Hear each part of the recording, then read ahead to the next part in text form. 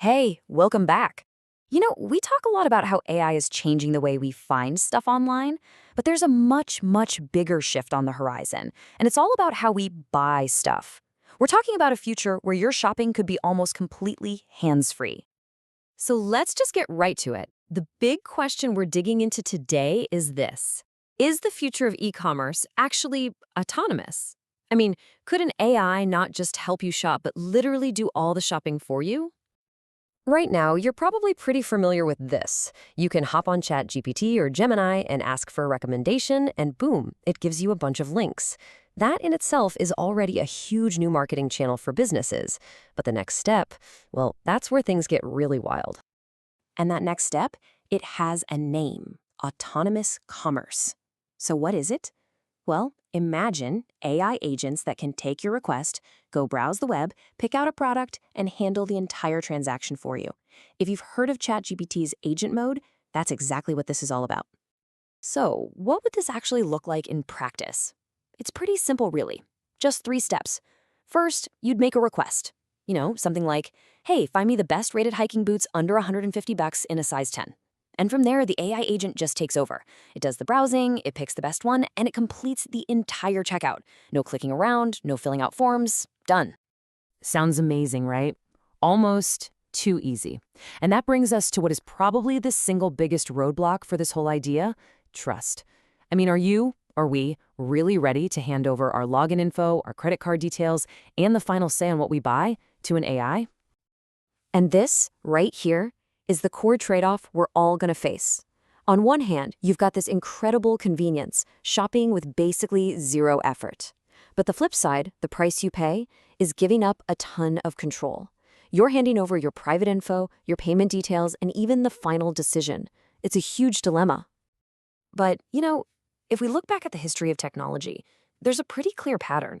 When something new comes along that makes our lives way, way easier, convenience almost always wins out over our initial fears. Think about online banking or saving your credit card on a website.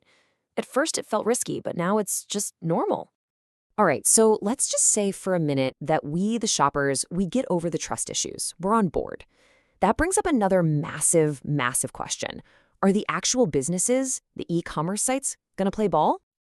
Well, right now, the answer is a pretty hard no. Big players like Amazon and Shopify are actually blocking these AI agents. Why? Because they want to protect their turf, right? They want to keep us inside their walled gardens. And besides, there's a practical limit.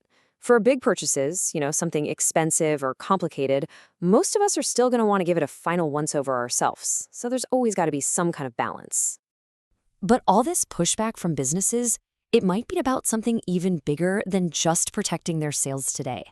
Because the most fundamental change that's coming with this technology, it isn't really about how we shop. It's about where we shop. The whole idea of what an online store even is could be about to get completely turned on its head.